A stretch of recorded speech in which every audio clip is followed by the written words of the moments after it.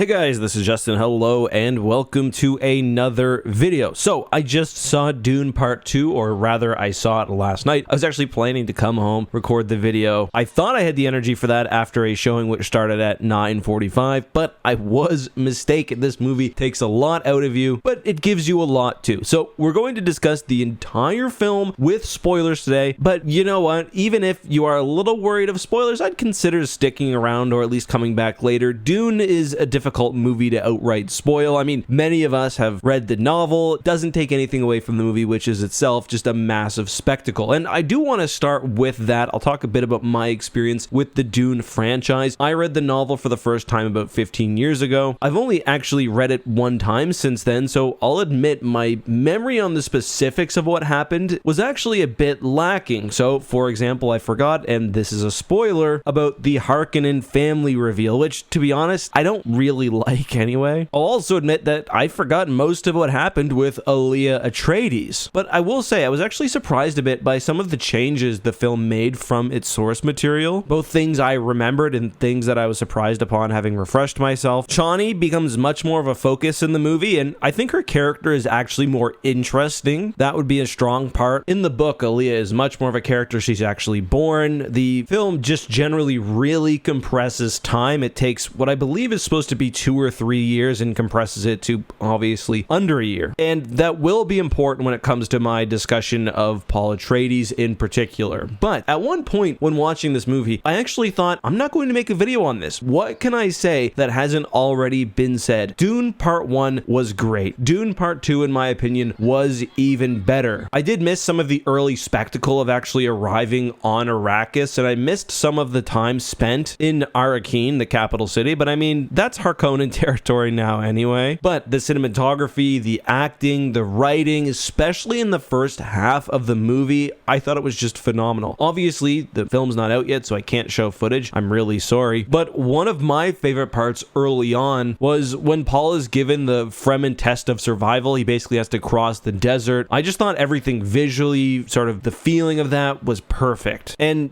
generally, I think Arrakis really shined in this movie. It feels vast and alien. We've got an entire world here. It's not like Star Wars sometimes where everything happens within 10 square kilometers on a massive planet. No. And I mean, part of that is simply how the story is structured with the northern and southern tribes. But in a Dune movie, you have to nail the sandworms and you have to nail the planet. And they did. The special effects generally were phenomenal. The massive spice haulers and the combat, the weaponry. One of the coolest scenes actually is right at the very beginning. It picks off pretty much directly from Dune Part 1. The Harkonnens have just landed on the planet. They're hunting the Fremen. And there's this scene where Paul and Jessica are by a cliff face. And as the Fremen are just massacring the Harkonnen soldiers, one falls down. And it's just a very brutal and well shot scene. You probably know the one I'm talking about if you've seen the movie. When it comes to aesthetics, not just how the film looked, but how they designed things, just overall another heaping of praise from me. I thought at times they went a little too far with the Harkonnen black sun world. As far as I'm aware, that's something kind of unique to the film. I don't remember that in the book anyway, but I do love the idea of this feudal universe where all of the families are vastly different, and obviously the world which has shaped the Harkonnens is not only perverse itself, but has been further perverted by the family. As a villain, I also quite liked Fade Rotha. Some were saying that he's like an all-time great villain. I don't think I'd go that far. I think the most interesting thing about Fade Rotha is how he's being manipulated by the Bene Gesserit. Otherwise, he's, you know, the pretty basic intelligent sociopath that can fight. And I don't think the movie did anything spectacular with him aside from his design was great, but he was a very competent addition to the movie. So overall, as you can probably tell, I really enjoyed Dune Part 2. It was a long movie, almost 3 hours long, but the reason why I decided to make this video is because I think as time goes on, this will be not a controversial movie, but one that people debate. Specifically, the more I ruminate on my viewing last night, the more I feel like this should have been a trilogy. I don't want to say the movie falls apart in the second half, but to me, it doesn't quite finish correctly, and it leads to the film at times feeling like more of a collection of scenes, especially in the second half, rather than a really coherent, well-crafted story. The thing is, each of these scenes overall, they're individually perfect, and the story itself, as crafted by Frank Herbert is also phenomenal. What we missed in the movie, however, I think, was just time, and I think there are a couple of really main elements of this. For one, I really would have liked more time in the movie after Paul drank the water of life, and I would have liked more on Paul generally. Someone responded, and I think quite correctly, to my tweet saying the same thing, that the movie very clearly chooses to focus on Chani. She's a different character in this. Rather than just going along with everything, obviously at the end of the movie she goes off on her own, and we see really Paul through her. And that was the comment, that the film directly moves away from Paul, who's embracing his messiah role, becoming less and less human, and focuses on how she sees him. And I think that was a mistake. One of the most interesting parts about the original novel is how we see Paul take up his role as the messiah. That was also one of my favorite parts of the first half of the movie as well, becoming one of the Fremen and eventually leading the Fremen. I do understand why the film moves away from him. We're seeing his actions sort of from the outside and interpreting that way, but it's not a decision that I ultimately agree with. I wanted to get a better idea of his psyche, and I also wanted to get a better understanding of what his transformation was like, because I actually think it's pretty interesting. Like, I've only read the first Dune book, and the way I always saw Paul's basically prescience is he becomes almost like a human computer, similar to what we see with like the guild navigators, who are high on spice, basically immersed in spice all the time. Paul can calculate every possible outcome, figure out what's the most likely, and that gives him essentially the ability to predict the future. Now, it's my understanding that there are other elements in the original book, and especially the subsequent novels, that make it more mystical than just that, but it's still a very cool idea, and I guess I just wanted to see more of Paul's calculus, because once he does make the decision to travel down south, it feels like the movie is locked in with everyone kind of just showing up to do their part so it can end. Part of that is an issue with the book, the Emperor showing up, Paul moving from Muad'Dib to basically Emperor in a matter of moments. I just think the way the film is structured sort of makes that issue even worse. I think they probably could have made the second half of this movie its own film, add back in some of the deleted scenes for part 2, and then I also think part 3 could have focused a bit more on the final battle as well, the assault on the Emperor's fortress. I don't want to say I wasn't impressed, because it was great, but I got more out of it reading, which I was surprised by, I'll be honest. And all of this leads, I think, to the actual end of the movie feeling just a bit rushed. So the idea is Paul has essentially fulfilled the prophecy he's been seeing in his head. He's created his messiah image among the Fremen. He's got these followers who he can no longer really control, and it leads to this massive jihad, which he's been seeing the whole time. The problem is, we know he's predicted this since the beginning. We know he doesn't quite understand why it happens, but he knows that it will. He willingly takes the first step towards that path, and then we don't really see anything else from him, from his perspective at least. And I just think that was a bit of a mistake. And I can't say it was an objective mistake. It's just not the way I personally would have made the movie. I really missed out losing Paul's perspective, and I think there could have been some really cool like psychedelic scenes as well, where he's shifting through the future. But in a way, I think that's also kind of the beauty of Dune. Like, so much is left purposefully ambiguous. There are jumps in time or logic, and you're left to fill things in on your own. From what I understand, the second Dune novel as well does that, where Paul's jihad is pretty much skipped. And towards the end of the film, we also see Paul becoming a villain, and arguably the shift from his perspective helps solidify that. I know it sounds like I keep arguing against myself here. I'm just trying to see both sides, because this really was a phenomenal film overall. My only other complaint is a really small one, and when you read Dune, you get thirsty. Like, the oppressive heat of the planet is overwhelming, as is the constant threat of the sandworms and whatnot. I felt like they could have done a bit more to really focus on that. The problem is, I don't know how you do that. Like, they give it lip service or nose service, I guess. The Fremen are always wearing their suits, and we see lots of their technology, but I would have liked somehow if the heat of the planet could have played more into the overall story. But that's all for me, guys. Hope you enjoyed my review of this movie. If you'd like to see more film reviews, let me know what you think. But guys, that's all for now, and until next time, fear is the mind killer. Spice must flow.